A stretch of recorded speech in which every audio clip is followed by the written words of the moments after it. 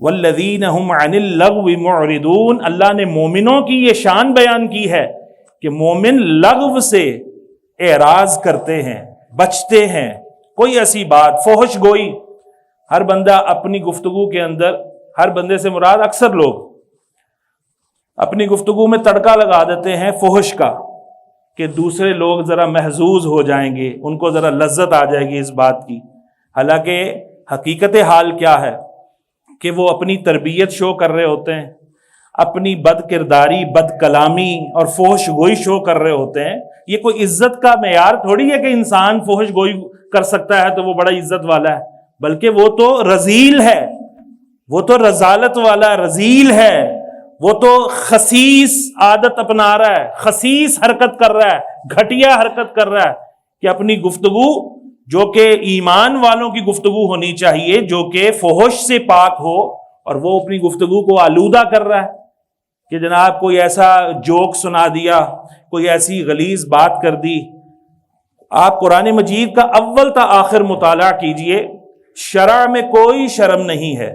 اللہ رب العالمین نے ہر مثال کو کھول کھول کر بیان کیا ہے، لیکن جو اللہ رب العالمین نے مسائل شرعیہ بیان کیے ہیں قرآن مجید میں، اللہ نے ان کو کن الفاظ کے اندر بیان کیا ہے؟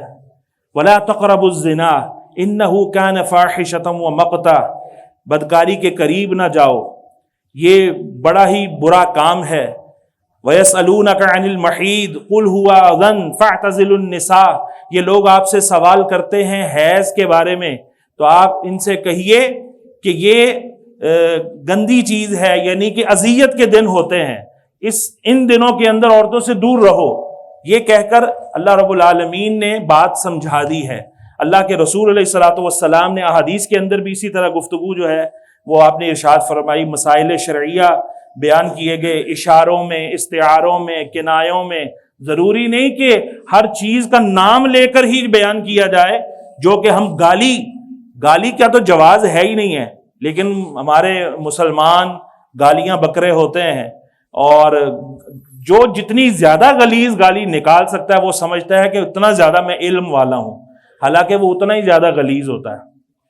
اور کتے کی شکل میں اٹھائے جائیں گے گالیاں دینے والے، اور وہ لوگ ملعون ہیں جو اپنے ماں باپ کو گالیاں دلواتے ہیں۔ صحابہ نے کہا یا رسول اللہ، اپنے ماں باپ کو بھی کوئی گالی دیتا ہے؟ میں کسی کے ماں باپ کو نکالو گے، جواب میں وہ تمہارے ماں باپ کو نکالے گا، تو لہٰذا تم نے ہی دلوائی اپنے ماں باپ کو گالی۔ تو عزیزان محترم، یہ عادات ہمیں چھوڑ دینی چاہیے۔